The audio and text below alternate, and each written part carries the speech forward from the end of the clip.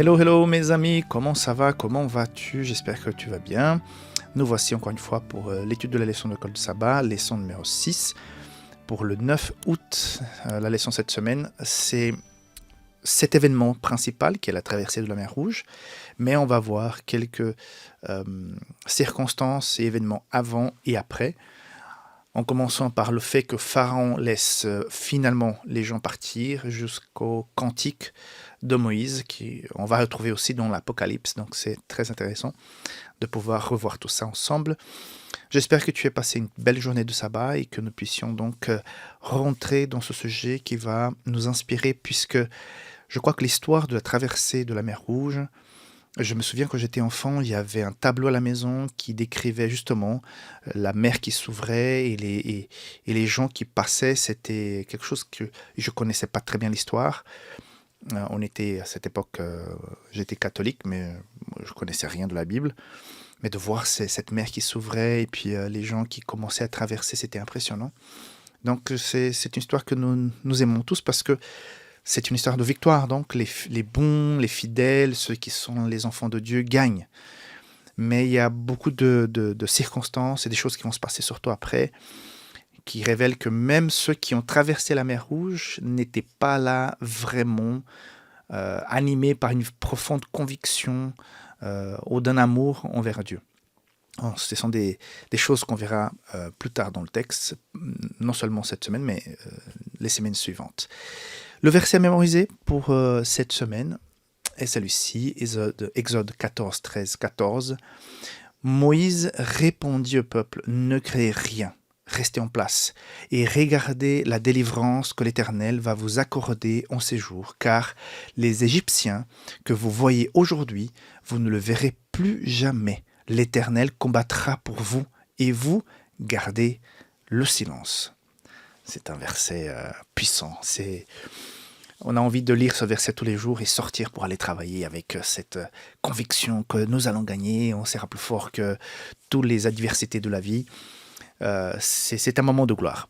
Dans la leçon de cette semaine, en plus de voir ça, on va rapidement dans la leçon de dimanche parler sur Pharaon, comment il a réagi et cette demande de bénédiction, ça veut dire quoi? La consécration des premiers-nés, puisque une fois que Pharaon autorise ce départ, on va constater la préoccupation de Dieu pour les fêtes qui vont suivre cette histoire. C'est-à-dire que la Pâque devra être un moment important dans l'adoration annuelle du peuple de Dieu envers Dieu. Ils doivent se rappeler ce qui s'est passé ce jour-là, non seulement cette génération, mais celles qui vont suivre, qui n'ont pas connu ce moment-là, qui n'étaient pas nés, ou qui étaient tout enfants, pour qu'ils puissent se rappeler cette chose incroyable et merveilleuse que Dieu a fait. Donc le devoir de nous rappeler, vous voyez les cérémonies sont là pour une raison bien importante. Nous sommes des personnes assez oublieuses. Donc, il faut parfois avoir des cérémonies pour marquer certaines choses. On a les cérémonies de mariage, de baptême, présentation d'enfants, sainte scène. Ce sont des moments importants. Parfois, ce sont des cérémonies uniques. D'autres sont à répétition. Mais nous avons besoin de ces assemblées, de ces rencontres, de ce moment de réconciliation où nous sommes tous ensemble pour déclarer à nouveau notre flamme pour Dieu, notre confiance en lui. Et c'est important. Oui, on va parler sur la traversée et surtout, on va parler aussi dans la leçon d'aujourd'hui sur le cantique de Moïse. Voilà, la semaine promet. Je voudrais juste vous rappeler que j'ai mentionné la semaine dernière quelque chose qui n'est ni dans la Bible, ni dans l'esprit de prophétie. Et je voudrais juste clarifier encore une fois que c'était une réflexion personnelle. Quand on lit dans la Bible que certains Égyptiens sont partis, ces gens qui ont fait ce mélange avec les Israélites, qui sont partis avec le peuple de Dieu, certains parce qu'ils ont effectivement compris et vu que le Dieu des Israélites était plus puissant, c'était le Dieu véritable, mais d'autres sont partis avec par crainte Donc on a des gens plus tard qui ont posé pas mal de problèmes, on va voir dans les leçons qui vont suivre. Des gens qui étaient là, mais leur cœur était encore en Égypte. Donc ils sont partis pas par crainte, mais par peur de l'Éternel. Donc ça n'a pas joué.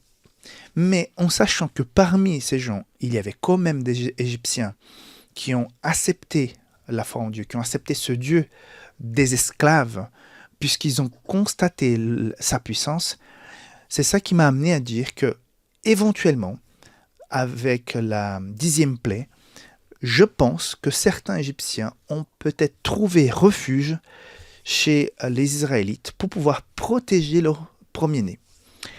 Si ces gens sont partis avec, quand le peuple a été autorisé à partir, je pense que cette décision de partir avec, pour certains, était déjà prise peut-être à la 3e, 4e, 5e plaie, 6e plaie, que sais-je.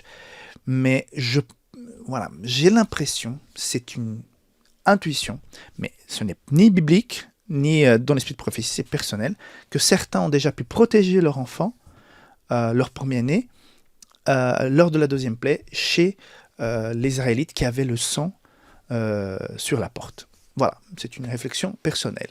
Mais bon, ça ne change pas grand-chose, c'est voilà, une pensée que j'ai eue, que je partage avec vous, mais je voudrais clarifier encore une fois que je n'ai pas trouvé ni dans la Bible, ni dans l'esprit de prophétie. Par contre, ce verset qui nous explique que ces Égyptiens sont partis avec, je pense que pour certains qui étaient sincères, cette décision a été prise bien avant la 10e plaie, et peut-être ils ont pu même protéger leur premier-né.